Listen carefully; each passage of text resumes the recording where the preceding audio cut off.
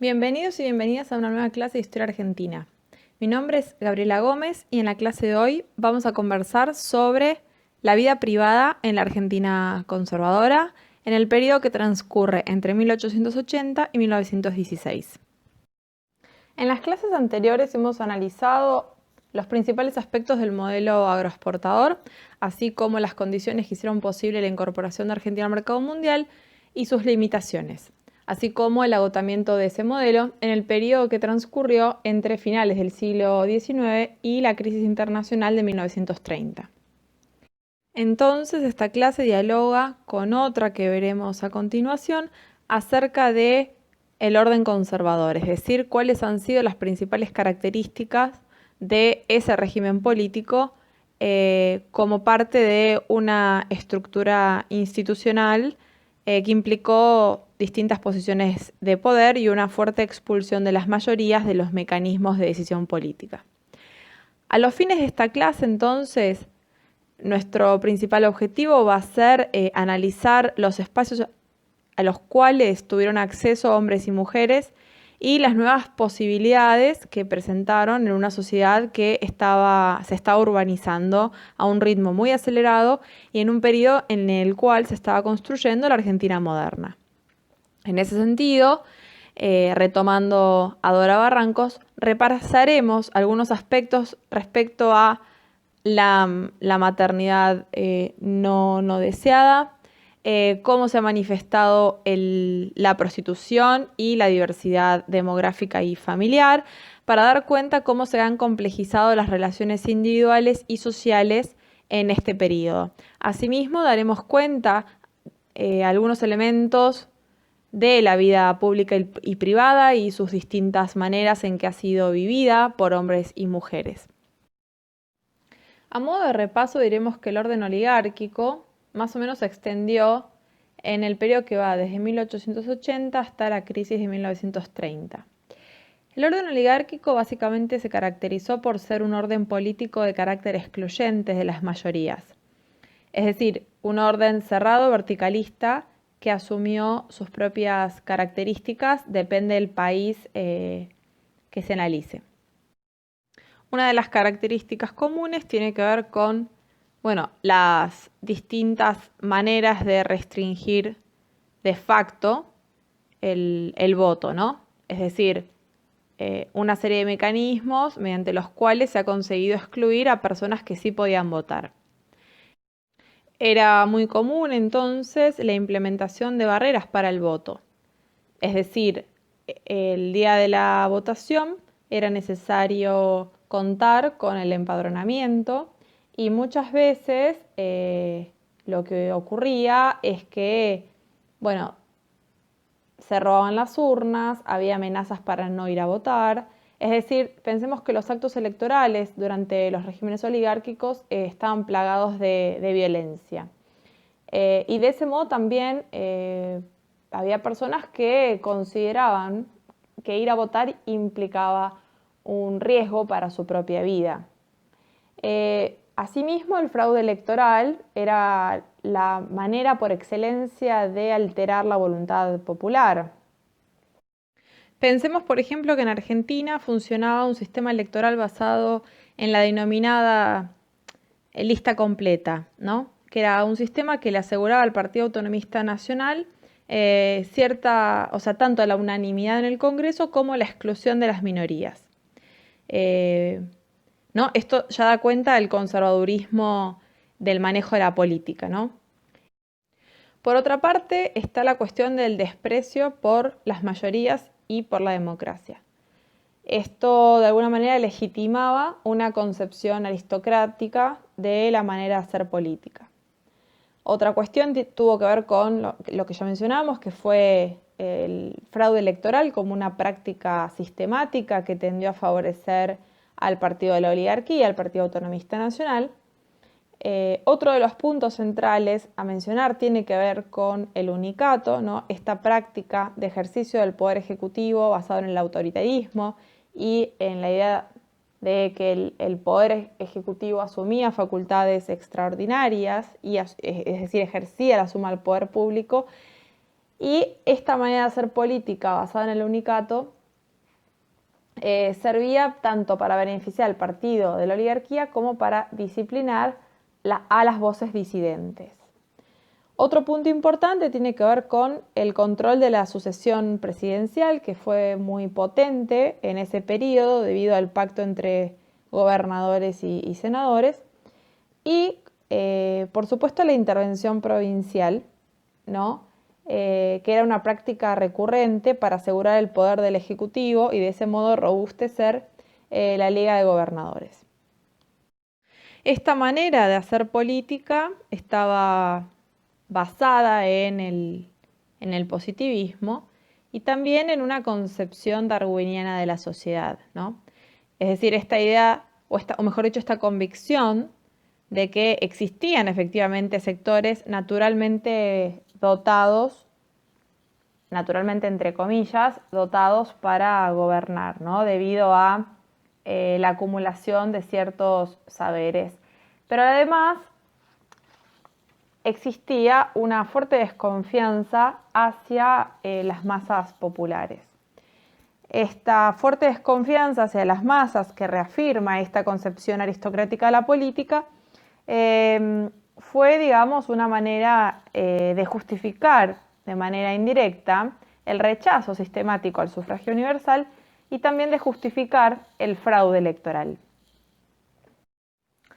Los grupos oligárquicos en Argentina podemos decir que tuvieron una ferviente preocupación por modificar la estructura del pasado colonial.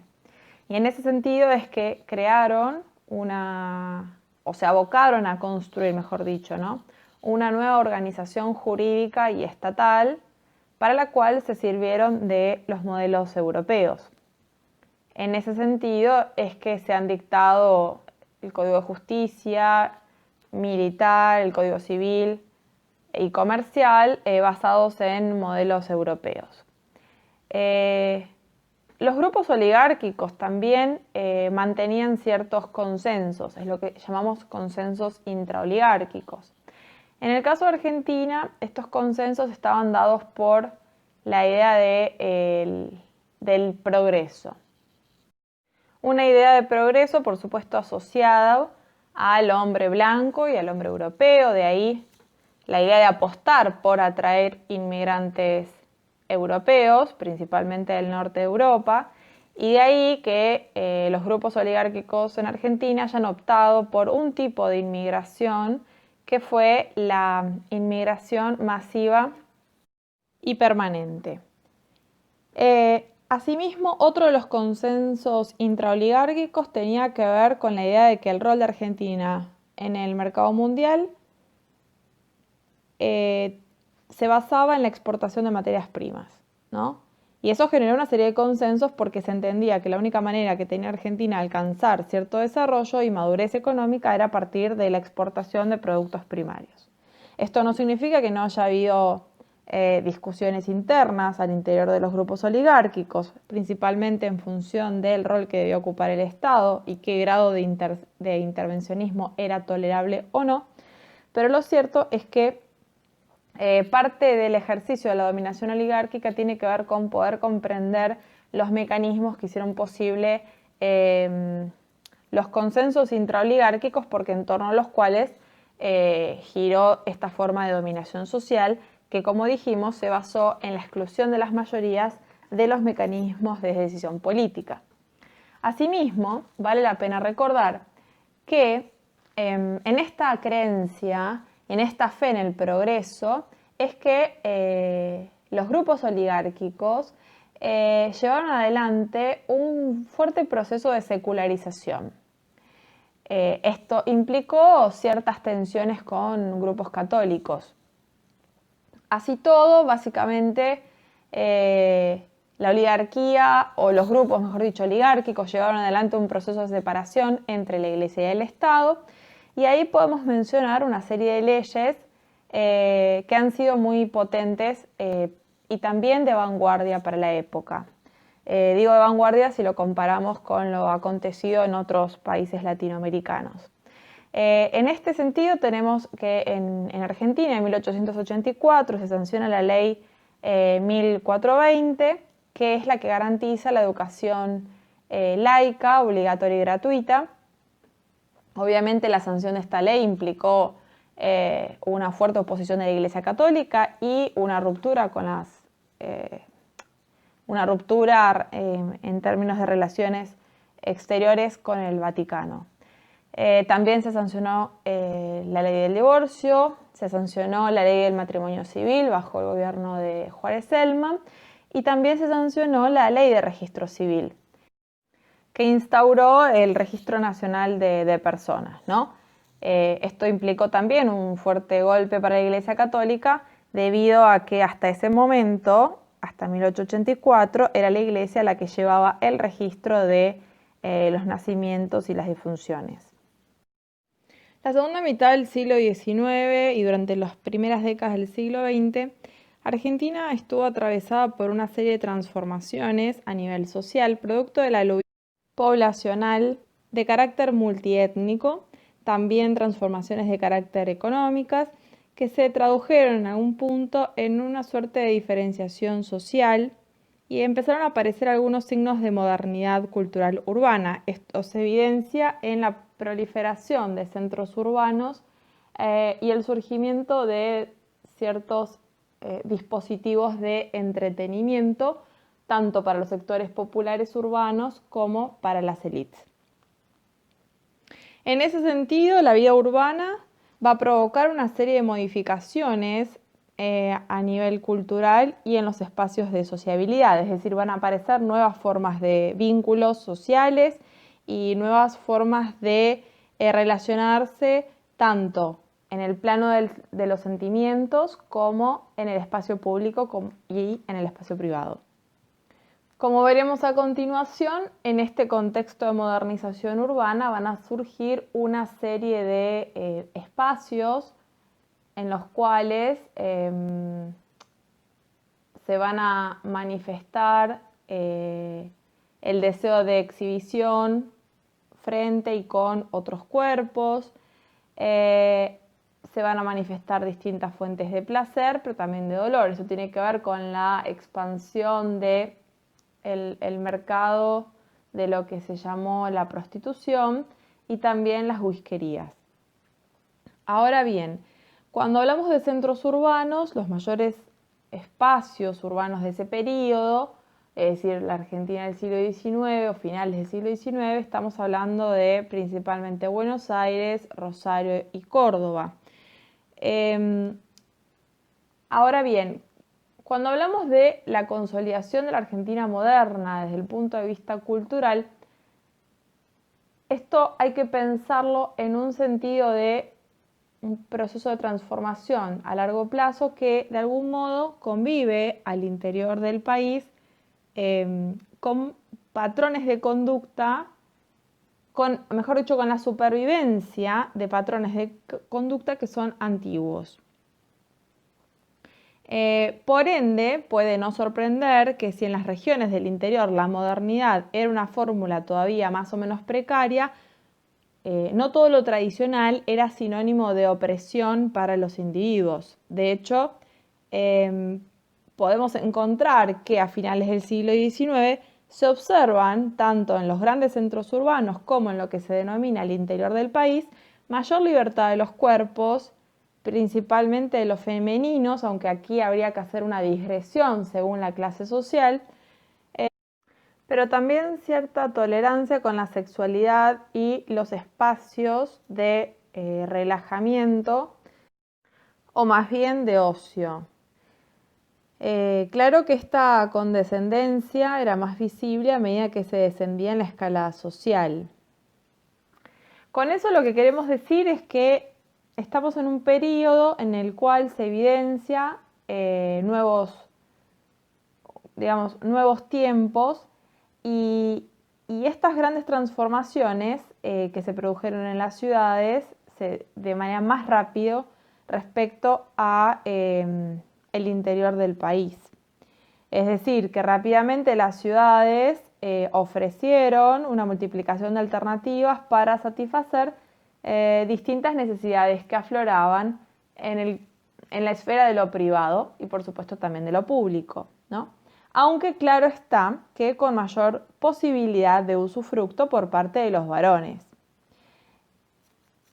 ¿Esto qué quiere decir? Bueno, quiere decir sencillamente que la esfera de lo íntimo, ¿sí?, habilitó a un conjunto, o mejor dicho, el desarrollo de la esfera de lo íntimo habilitó a un conjunto de prácticas que beneficiaron más al sexo masculino y fueron prácticas más acotadas respecto a las mujeres.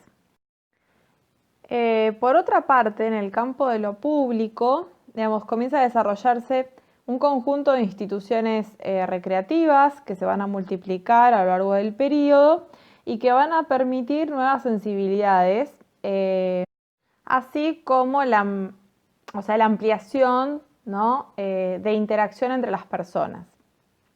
Es decir, empiezan a surgir más ambientes que contemplan mayor número de personas y por ende eso favorece el incremento de la sociabilización y la interacción. Ahora bien, como plantea Dora Barrancos, lo público prolongaba así la continuidad y contención de lo íntimo, y aseguraba otro lugar para la privacidad. Ahí un punto a destacar de suma relevancia es la cuestión de la sexualidad. La sexualidad especialmente encontró en los lugares públicos y clandestinos, discretos y no tan discretos, lugares donde efectivamente poder ejercitarse. La novedad, obviamente, fueron los pequeños departamentos para encuentros fortuitos y que en algunos casos llegaron a ser utilizados como habitaciones estables para mujeres que se aventuraban a mantener algún tipo de relación que no podía ser expuesta de manera pública. Hablar de espacio público implica hablar de la calle. La pregunta sería, bueno, ¿quiénes hacían uso de la calle? ¿Qué es lo que transcurría en las calles en ese periodo? Y ahí lo que se observa es que efectivamente en este periodo de modernización urbana, la calle se transforma en un territorio nuevo, donde existe mayor visibilidad, claro está, de los hombres. Cobra mucha importancia las calles céntricas, ¿no? Esas calles plagadas de vidrieras, cantidad de confiterías, negocios, etc., ¿no? Ahora bien, como lugares públicos, buena parte de los varones hicieron de la calle, junto con el reclamo, la reivindicación y el festejo político, ¿no? Y también la calle era un espacio también de seducción al otro sexo. Podemos decir, como señala en realidad Dora Barrancos, que la calle fue la arena más democrática y, si se quiere, pluriclasista en ese periodo. Pero, sin embargo, era homogéneamente masculina. Y esto tiene que ver con el hecho de que las mujeres rara vez transitaban solas en las calles.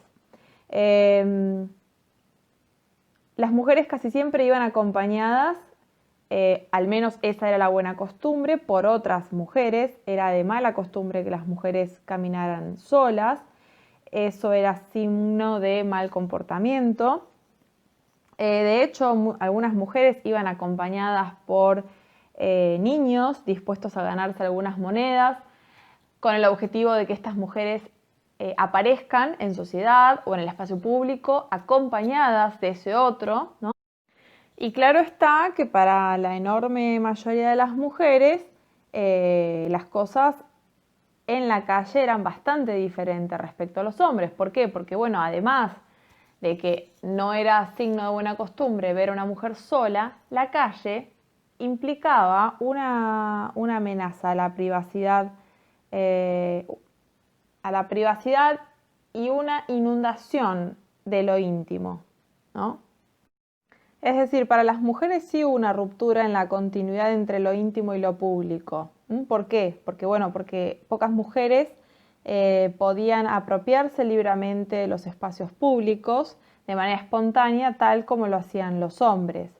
de manera tal de que la regla general era una estricta división de ambientes según los sexos, ¿no? Es decir, la mujer estaba claramente relegada al ámbito de lo privado, al ámbito de lo doméstico, mientras que los varones tenían mayor visibilidad, uso y usufructo del espacio público.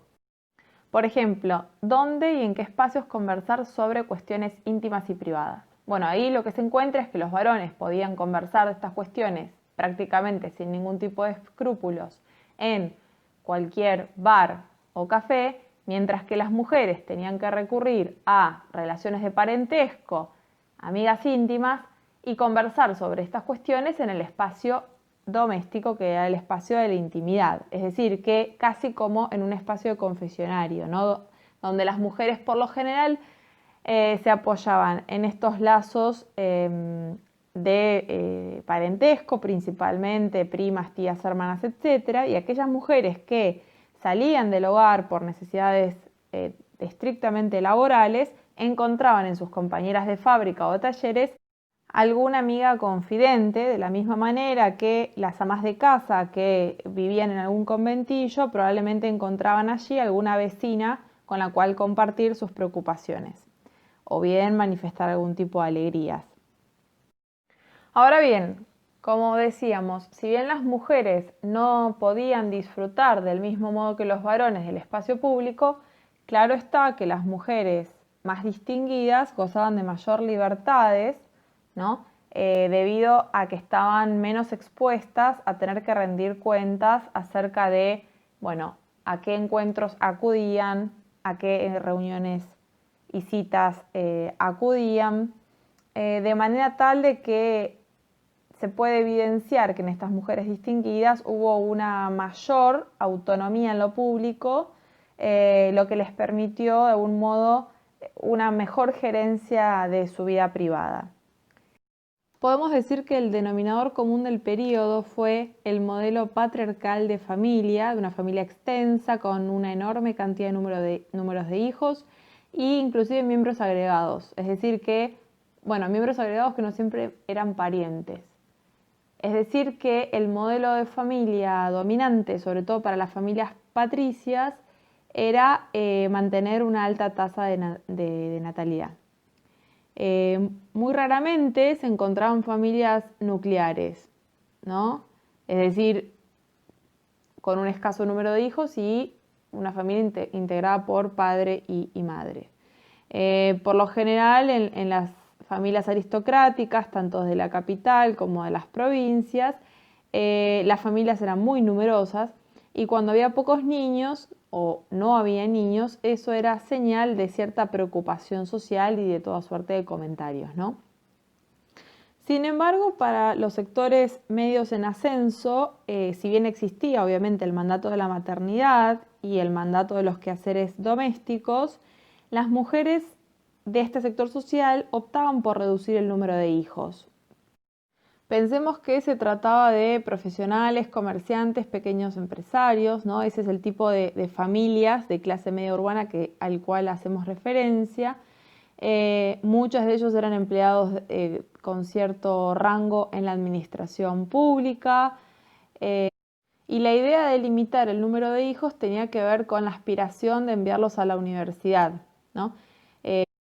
Pensemos que en el caso de las mujeres, si bien a los varones se los mandaba a la universidad, a las mujeres se prefería que siguieran la carrera de magisterio, porque las maestras era más fácil que pudieran conseguir empleo y además estaban socialmente bien consideradas, no tanto por su salario, pero sí porque el hecho de que exista en una familia una mujer docente era una señal de elevación a nivel social, ¿no?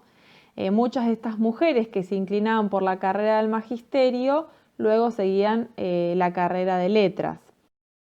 Ahora bien, independientemente de sus virtudes intelectuales, estas mujeres no debían descuidar sus habilidades, entre comillas, básicas femeninas. Es decir, las mujeres debían conocer las labores domésticas, saber coser, cocinar desde ya, y todo lo que implique algún tipo de habilidad para poder casarse y llevar adelante un hogar.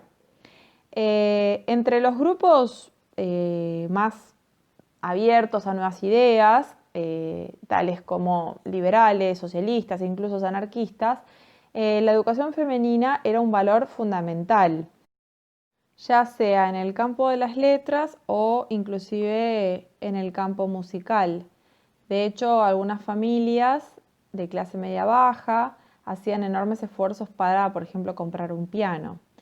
En este sentido, ¿qué pasaba con los varones?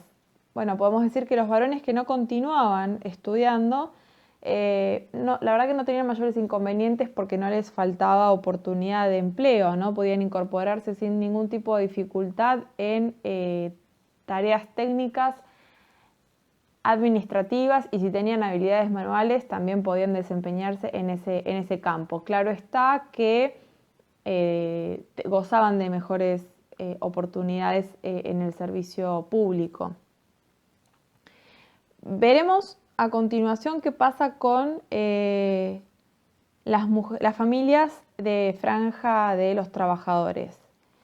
En este rango social, sobre todo los trabajadores más calificados, tendían a constituir un ideal de vida cuya principal o primera preocupación tenía que ver con elevar sus condiciones de vida, con lo cual la principal preocupación tenía que ver con acceder a la casa propia y a mejorar su calidad de empleo inclusive. Y en ese sentido era necesario que la mujer se incorporara al mercado laboral. Ahí hay una cuestión a resaltar, porque si la familia contaba con hijas mujeres, era preferible que salieran al mercado laboral las mujeres y la madre se quedara en su casa a cumplir las tareas domésticas. En el caso de las familias pobres y sobre todo las de origen criollo que habitaban en el denominado interior del país, exhibían una tendencia a un gran número de hijos y también a una tasa de mortalidad infantil más elevada, cosa que no ocurría obviamente con la misma magnitud en las familias patricias y en las familias de clase media, ¿no? Porque por el acceso a mejores recursos. En el interior del país, por ejemplo, en los ingenios norteños, raramente las mujeres salían de sus casas para hacer tareas laborales con los hombres. Salvo en aquellas familias con muchas necesidades, se incorporaba toda la familia, inclusive los niños. Respecto al matrimonio, lo que podemos decir es que en las familias patricias el matrimonio era la institución por excelencia que permitía asegurar el linaje, entonces en este sentido las mujeres patricias tenían menos libertad respecto a su elección de pareja, cosa que era un tanto distinta o más flexible, diría yo, en las familias, en las mujeres, mejor dicho, de clase media, inclusive de clase obrera, donde las mujeres tenían cierto grado de libertad al momento de elegir con quién consumar su matrimonio. Claro está que esta elección debía ser aprobada por su padre, pero en términos comparativos respecto a las familias patricias, ahí había un mayor grado de flexibilidad. Está claro que en este periodo cobró notable importancia la noción de fundar la nacionalidad. De ahí la importancia que adquirió el cuidado de la familia, ¿no? Que obviamente fue desigual para ambos sexos. Había una presión por parte del Estado en la idea de cuidar al núcleo básico de la sociedad, que era la familia. Y en ese sentido, la familia como célula fundamental para la formación de los individuos y el sostén de la nación, y como nexo entre lo íntimo y lo de afuera, cuyo mandato era unir la moral doméstica con las buenas costumbres del colectivo, es ahí donde la mujer claramente cumple un rol central que le fue socialmente asignado. Ahora bien, en esta idea de familia, Claro está que existía cierta doble moral doméstica.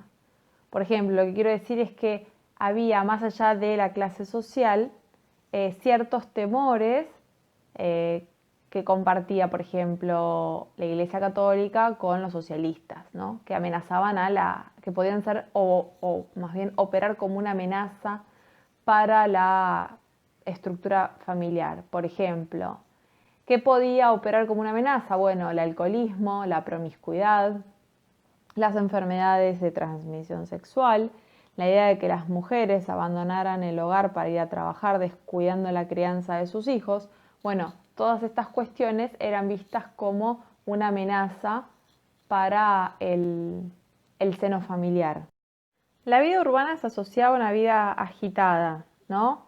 Con una innumerable cantidad de signos de malestar que aludían a la fatiga, el surmenage, ¿sí? A síntomas de dispepsia, anemia, en fin, cansancio, de manera tal de que ahí entraron en juego dos cuestiones. Por un lado, las alternativas para enfrentar esos males físicos y morales que provocaba la vida urbana, producto de la vida agitada, y por otro lado también entraron en juego una serie de prácticas esotéricas que iban desde el espiritismo hasta convocar a ciertos conjuros a cargo de las llamadas brujas.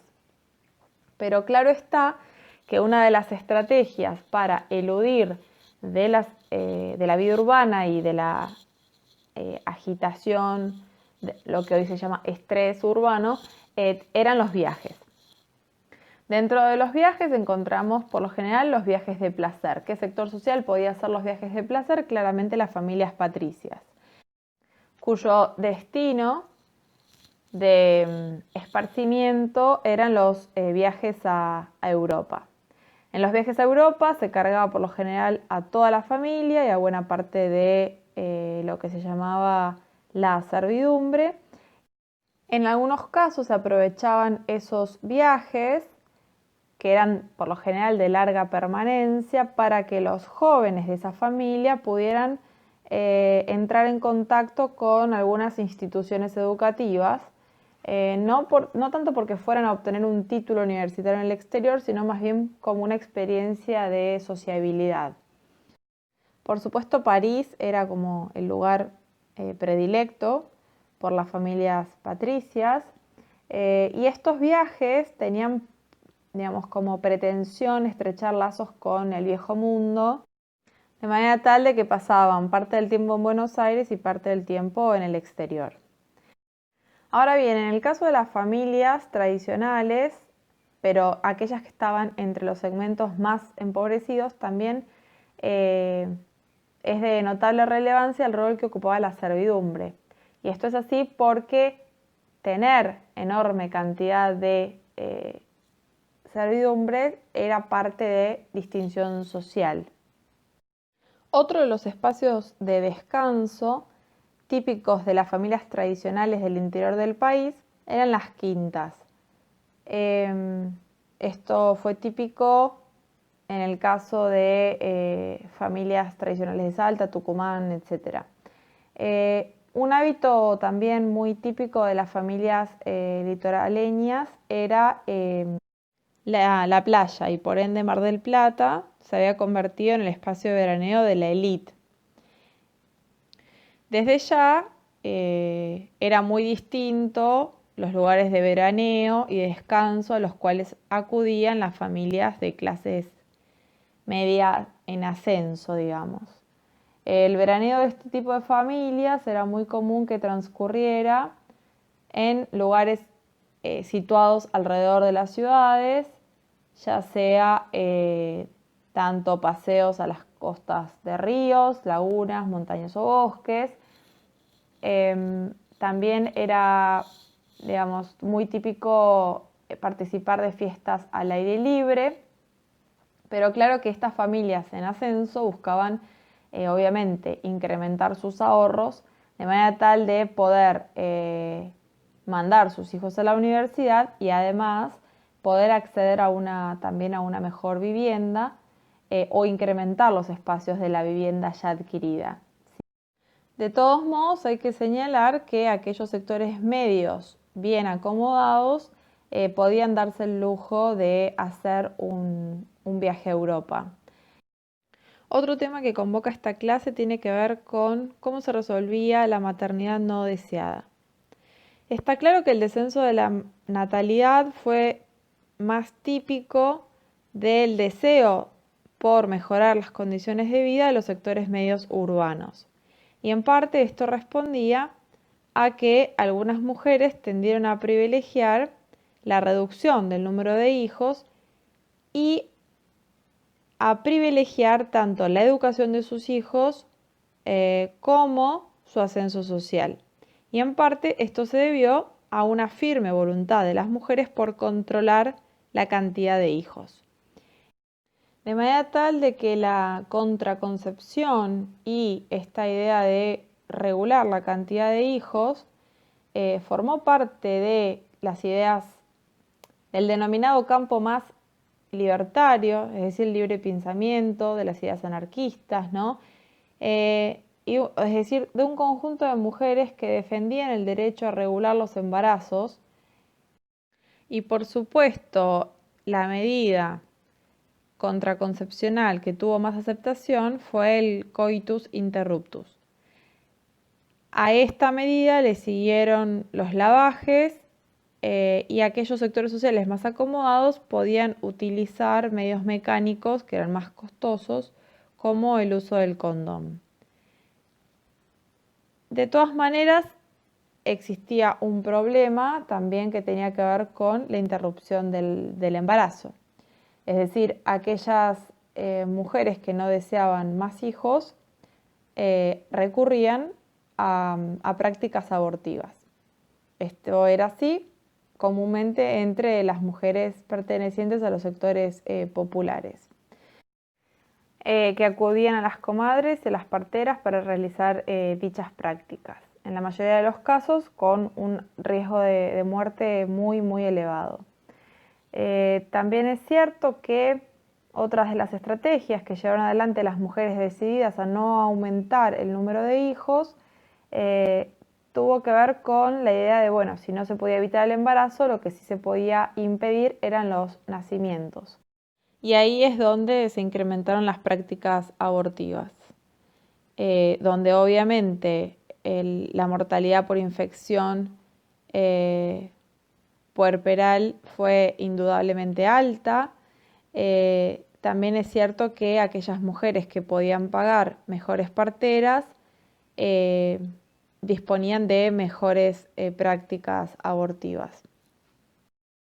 Respecto a la sexualidad, podemos decir que a finales del siglo XIX ya se había instalado un numeroso repertorio de prostíbulos que disponían de un gran número de mujeres, donde sobresalían las mujeres de origen europeo.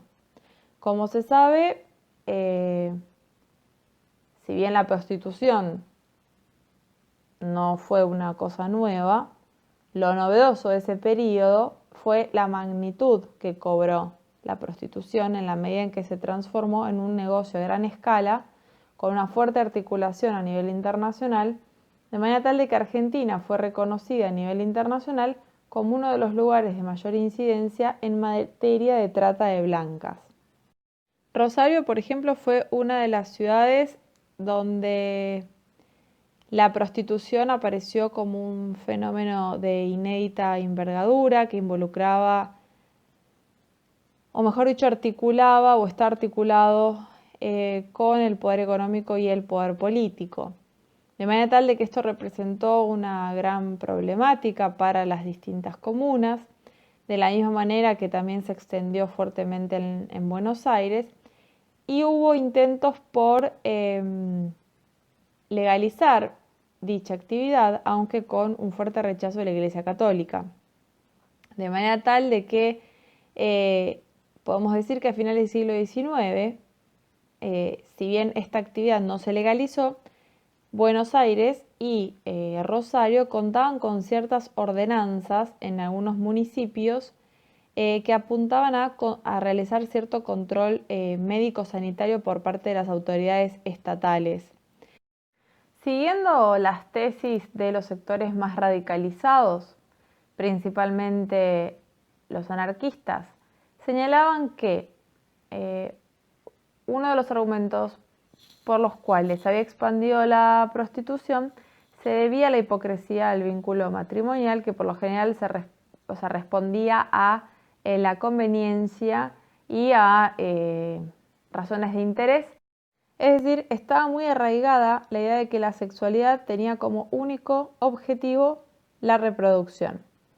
Y esto, desde luego, trajo como consecuencia la idea de que se encontrara en la prostitución una manera de vivir la sexualidad de manera más libre. Por supuesto, esto implicó una fuerte preocupación moral para la Iglesia Católica y para los católicos, porque entendían que debido a la expansión de la prostitución, lo que estaba en peligro era el núcleo familiar y la institución matrimonial. Asimismo, la prostitución se convirtió en una suerte de rito de iniciación sexual entre los sectores más jóvenes, que por lo general se iniciaban con prostitutas. Por tanto, los padres de familia solían acompañar a sus hijos varones a ese rito de iniciación, casi que como parte de una tarea pedagógica y como una obligación en el sentido del ejercicio de su masculinidad. Ahora bien, en el campo de los agentes estatales podemos decir que existían dos grandes grupos. Por un lado estaban los reglamentaristas y por el otro lado los antirreglamentaristas. Lo que los diferenciaba era el grado de tolerancia dispuestos a asumir respecto a la prostitución y en qué medida focalizaban, ¿no?, en esto del peligro de las enfermedades sexuales y el futuro de la especie humana, así como el énfasis que colocaban en la opción por medidas profilácticas y sanitarias. Además de la prostitución, claro está que la vida doméstica estaba plagada de prácticas amatorias ilegítimas en el espacio doméstico. Por ejemplo, una idea muy instalada en la época era que la servidumbre tenía que estar al servicio de la demanda sexual del dueño de la casa o de la estancia. Desde ya que muchas veces se engendraban hijos ilegítimos en situaciones extremas, pero que no eran poco comunes. Las muchachas que vivían en medios rurales, muchas veces tenían que donar su primera noche sexual a los propietarios de una estancia.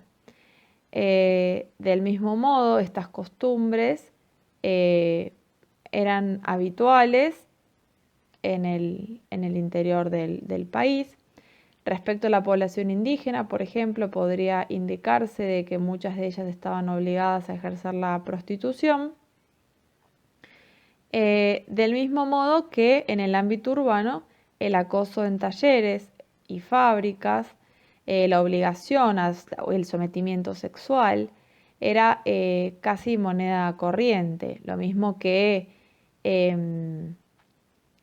esto fue muy, muy denunciado por las anarquistas y las socialistas, que fueron las que encabezaron la denuncia más fuerte acerca del abuso sexual que llevaban adelante patrones y capataces contra sus cuerpos. Habíamos comentado que a finales del siglo XIX se habían incrementado los espacios urbanos de sociabilidad.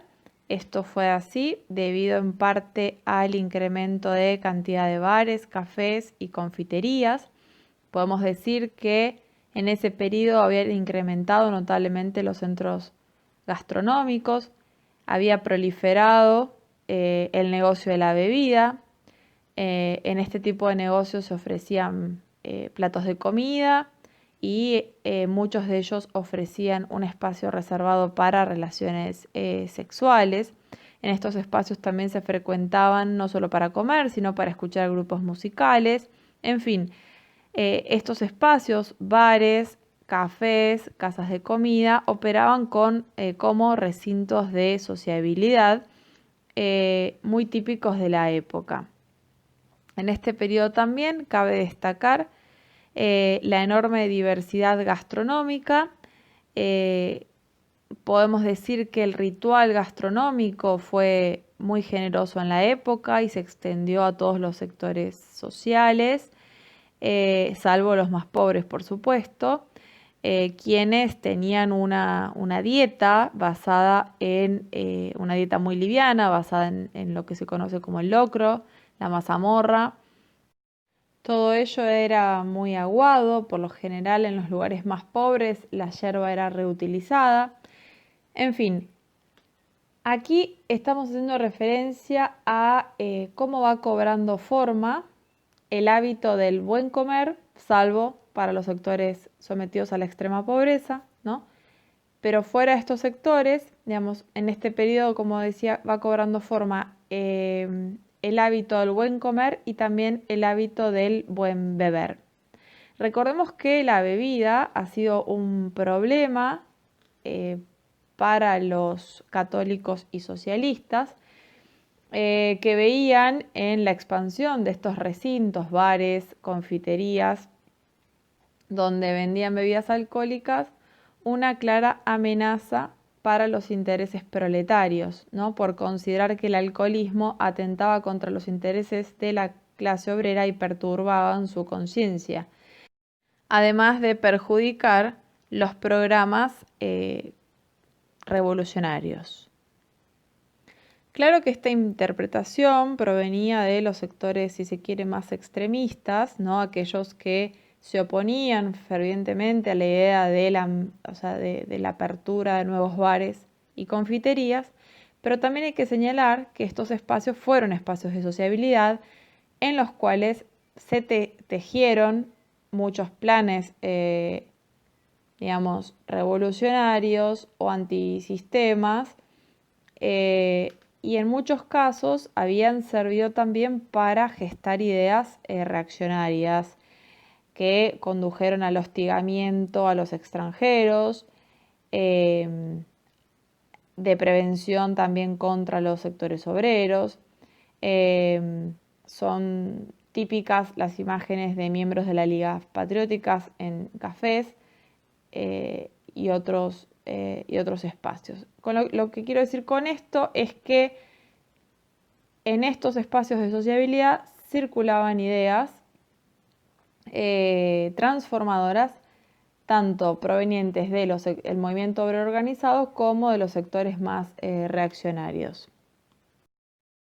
Estos despachos, cafés, confiterías, etcétera, muchas veces asociados a la prostitución, también hay que señalar que en algunos casos, podríamos decir, en el interior del país, no pocas mujeres decentes, generalmente viudas, sostenían una familia numerosa con pequeñas ventas de comidas y también bebidas.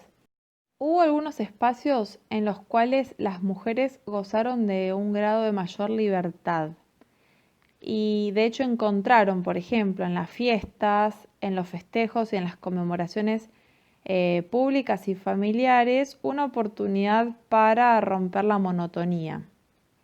Respecto a las fiestas, encontramos ahí dos tipos, ¿no? Por un lado las fiestas religiosas y por otro lado las fiestas patrióticas, que en ese momento eran muy importantes porque el Estado tenía cierta intención de promover el patriotismo debido a la enorme presencia de comunidades extranjeras. Y ahí las fiestas religiosas, por ejemplo, se tornaban una gran oportunidad colectiva para establecer otras formas de sociabilidad. Por ejemplo, en las conocidas peregrinaciones que convocaban a multitudes, tanto para la Virgen del Pilar en Buenos Aires, como la Virgen de Luján, o la Virgen del Valle del Catamarca, etcétera, la gente solía ir desde muy lejos para asistir a las festividades, ¿no? Y eso podía insumir varias jornadas, varios días. Ese tipo de fiestas implicaba, ¿no?, la puesta en escena de kioscos, de una gran cantidad de carpas con una amplitud gastronómica y también con bebidas alcohólicas. De manera tal de que ese tipo de fiestas colectivas eran un espacio de posibilidad para el intercambio de miradas, sonrisas, entablar conversaciones entre jóvenes e incluso improvisar algún encuentro sexual. En parte eso se debía a que en este tipo de festividades los roces de la danza permitían, digamos, una forma de cortejo, digamos, que no se veía en otros espacios. Por supuesto que esto no era así en todas las fiestas religiosas, porque, por ejemplo, si tomamos como ejemplo la procesión de la Virgen de la Concepción, muy frecuentada por polacos, lo que ahí vamos a encontrar es que este tipo de festividades se parecía más a un funeral que a una fiesta, ¿no? Debido a el tipo de vestimenta que se utilizaba, ¿no? Todo el mundo iba vestido de negro, y el tipo de comportamiento donde no se solía consumir alcohol, etc. Pero en términos generales, los fieles criollos, cuando asistían a una fiesta religiosa, en esas fiestas lo que no faltaba era la música, el canto, la danza y el alcohol, porque eran parte de la festividad y eran parte de la celebración. Las fiestas religiosas se celebraban a lo largo y a lo ancho del país. Por supuesto, existieron algunas diferencias respecto a las fiestas religiosas de los grandes centros urbanos y aquellas que se celebraban en el interior del país. Por ejemplo, mientras en el norte del país era más común encontrar parejas que realizaban coreografías asociadas a chacareras, escondidos, gatos. En otros puntos del país, bueno, proliferaban las milongas, el tango, etc. Otra de las fiestas de gran atracción eran aquellas que conmemoraban el culto a la Pachamama en las regiones andinas de la mano de los pueblos originarios. A la Pachamama y a otras deidades, ¿no? Ahí lo mismo, digamos, existía una cantidad de jóvenes, el alcohol es muy presente, lo mismo que música entusiasta, el baile, etc. Otra de las fiestas que vale la pena mencionar tiene que ver con Semana Santa. En Semana Santa es un periodo, como se sabe, de ir a misa. Y el acto de ir a misa era un momento en el cual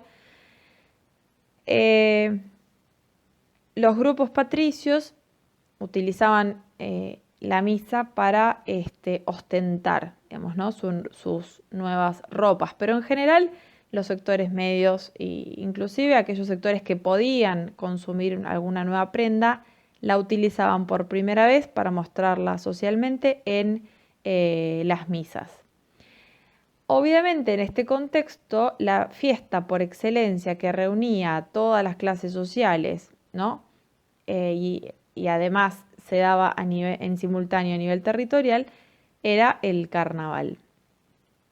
La celebración del carnaval contaba con todo tipo de recursos y obviamente que la utilización de esos recursos era lo que marcaba la pertenencia a determinado sector social. Por ejemplo, en el caso de los corsos, no es lo mismo las carrozas ornamentadas y lucidas que presentaban sectores acomodados respecto a el tipo de corso que podían armar las clases populares. De todas maneras, también vale la pena señalar que las clases populares ponían mucho empeño en la realización del corso. Entre otras cuestiones, el carnaval, obviamente se sabe, era un momento de suspenso de lo cotidiano. Y esto tiene que ver con el armado de la pista de baile, la utilización amplia de los espacios públicos, las plazas donde se ponían mesas, sillas y todo el mundo bailaba al ritmo de las orquestas, ¿no? La comida, la bebida compartida eran espacios de enorme festividad popular. El carnaval subía por las calles céntricas de cada ciudad y de cada pueblo y se instalaba de manera muy diversa según la tradición de cada pueblo o cada ciudad, e inclusive en los clubes aristocráticos, ¿no? Por ejemplo, ahí el carnaval del Club del Progreso en Buenos Aires era un clásico por su espectacularidad, o también lo mismo en los recintos más modestos, donde el baile era como la marca identitaria de esa fiesta. En todo caso, también había mujeres que preferían emplear un antifaz, y en el momento del carnaval, si bien no era un momento de libertinaje total para las mujeres, sí era un momento de mayor libertad, sobre todo en el aspecto más gestual. Por último, mencionaremos el área del deporte, que fue un espacio de sociabilidad por excelencia. Ahí, obviamente, sobresale las carreras del hipódromo, un lugar típico de la élite, al cual también acudían las mujeres para también exhibir sus prendas y sus carretas lujosas. Se puede decir que el hipódromo era el espacio, ¿no?, de las clases decentes. Otro de los deportes predilectos ha sido el fútbol, que surgió en el seno de la comunidad inglesa en Buenos Aires, allá por mediados del siglo XIX. En principio, este juego comenzó a darse en los predios que estaban al costado del ferrocarril, y rápidamente se fueron realizando torneos en distintos potreros. Este ha sido uno de los deportes obviamente más populares, y lo cierto es que hacia los años 20 hasta los socialistas tenían su propia liga, y los torneos de fútbol estaban prácticamente instalados en el seno de cualquier sociedad y grupo social. Otro de los deportes que comienzan a desarrollarse en la época y que han sido fuertemente urbanos han sido el esgrima, de manera creciente el tiro, y eso conllevó a la creación de polígonos.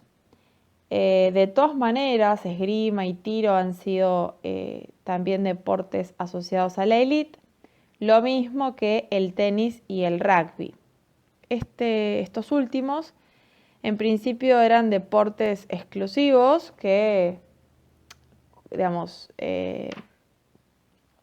convocaban a la comunidad británica, pero hacia 1900 se fue, digamos, extendiendo hacia las familias acomodadas criollas, de manera tal de que coexistían con el también exclusivo cricket, ¿no? Del mismo modo, y para ir cerrando, otro de los juegos muy extendidos que vale la pena señalar tiene que ver con los juegos clandestinos, con las ruletas, que eso ha sido, digamos, los juegos de trucos, los juegos de cartas, todas clandestinos. O sea, esto de apostar clandestinamente muchas veces se realizaban en espacios públicos y ha sido uno de los juegos predilectos también de la época. Respecto a los juegos que practicaban las mujeres por lo general solían practicar juegos de naipes, de lotería, por lo general en el seno del hogar o en ámbitos privados. También jugaban al ludo, dominó, pero siempre en espacios de sociabilidad pequeña, reducido a grupos de parentesco, amistades y asociado a la esfera de lo íntimo. En el caso de los niños, los juegos típicos de la época era el tatetí, la rayuela, el gallito ciego, entre otros. Y también empieza a instalarse la idea del aprovechamiento del tiempo libre y el derecho al tiempo libre.